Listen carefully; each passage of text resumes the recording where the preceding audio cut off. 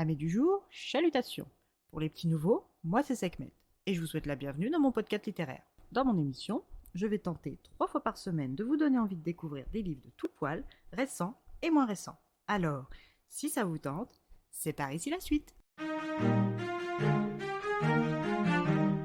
Aujourd'hui, je vais vous présenter Tokyo Vice de Jake Adelstein, publié aux éditions Point. Dans ce livre, nous allons à la rencontre de Jake Adelstein, petit juif du Missouri, habitant et étudiant au Japon.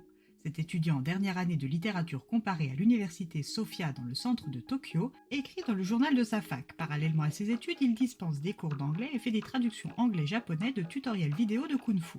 Contrairement à ses amis étudiants, Jake n'est pas pré-embauché dans une entreprise avant même l'obtention de son diplôme, et il ne sait pas encore vraiment ce qu'il veut faire. Mais comme Sony lui a fait une proposition nécessitant qu'il rempile pour une année supplémentaire d'études, Jake s'est lancé dans l'étude du japonais.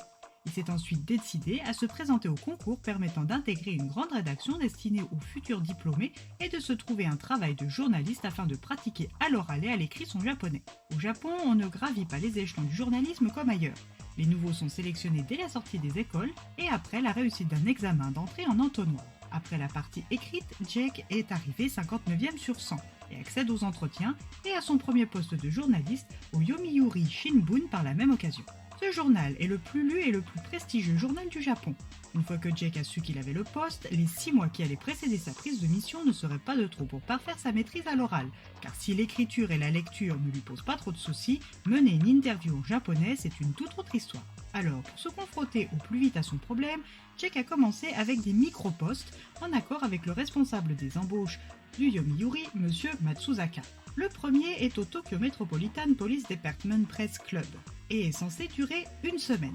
Pour son premier jour, M. Matsuzaka l'accompagne et le confie au bon soin d'Inoue, le responsable de la rubrique Police-Justice. Cette légende est aimée, crainte et enviée au sein de l'Empire Yomiuri pour un article qu'il a écrit il y a quelques années et qui a permis de démasquer un tueur, d'innocenter un accusé et de dévoiler la machinerie judiciaire du Japon. Mince, mesurant moins d'1m70, il a les cheveux longs et sales, ses yeux sont cachés derrière des lunettes teintées qui lui donnent un air triste. Quand Inoue rencontre Jake, son intérêt se renforce et il lui explique ses 8 règles pour devenir un bon journaliste, celles qu'il ne partage pas avec tout le monde. Règle numéro 1. Ne pas griller ses sources. Numéro 2. Finir son article le plus tôt possible. Numéro 3. Ne faire confiance à personne. Numéro 4. Récupérer la moindre information. Numéro 5. Se souvenir et persister. Numéro 6. Recouper ses informations. Numéro 7. Écrire ses articles en pyramide inversée. Et numéro 8, ne jamais placer son opinion personnelle dans l'écriture d'un article. Après 3 jours au Tokyo Metropolitan Police Department, Jake part 2 jours au bureau de Shiba pour travailler avec d'autres journalistes. Il sera sous la surveillance et la direction de Kaneko. Ce dernier est sur une piste pour un article concernant des travailleurs des rues israéliens et les origines juives de Jake pourraient bien être un atout. Il l'envoie donc sur le terrain en sa qualité d'étranger et il arrive à délier les langues des vendeurs. Ils vendent à la sauvette des articles et pour être autorisés à le faire et protégés, paient les Yakuza 30 à 35% de tous leurs chiffres. Kaneko tient son scoop et en confie la rédaction à Jake qui sera titré « Le crime organisé cible les vendeurs ambulants étrangers. Les Yakuza trouvent une nouvelle manière d'extirper des loyers en profitant des travailleurs sans papier ». Jake avait un pied dans l'étrier et décida de profiter des derniers mois restants pour aller à Hong Kong étudier le Wing Chun, un art martial chinois. Quand son premier jour de travail arrive, Jake est accompagné de 3 nouveaux collègues au bureau de Urawa.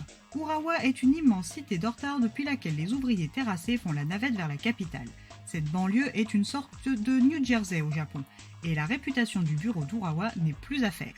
Pour affronter ce bureau exigeant, Jake va pouvoir compter sur Yun Yoshihira, 22 ans, aux allures de pop star, titulaire d'un diplôme en commerce de l'université de Waseda, surnommée Belle Girl.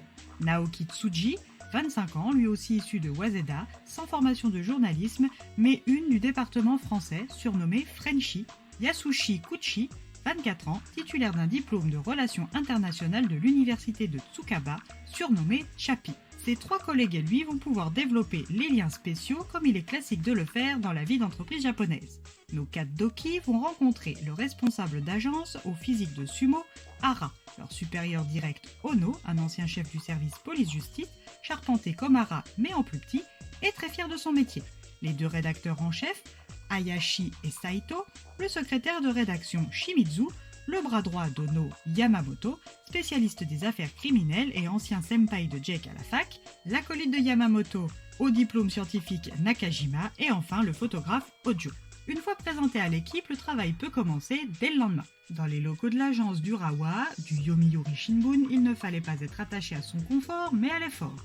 Chaque jour est une nouvelle opportunité de dénicher des scoops et d'écrire des articles retentissants. Mais comment Jack Adelstein, jeune journaliste gaijin, va-t-il en arriver à un choix opposant sa vie, celle de sa femme et de ses enfants, à la publication d'un article sur le chef mafieux Tadamasa Goto? Jake, qui a très vite pensé que le journalisme était toujours une question de résultats et non d'efforts, pense-t-il encore comme ça après des années d'investigation? Si la vie mouvementée et risquée de Jake Adelstein, journaliste au Japon, vous intéresse, Tokyo Vice pourrait être votre prochaine lecture.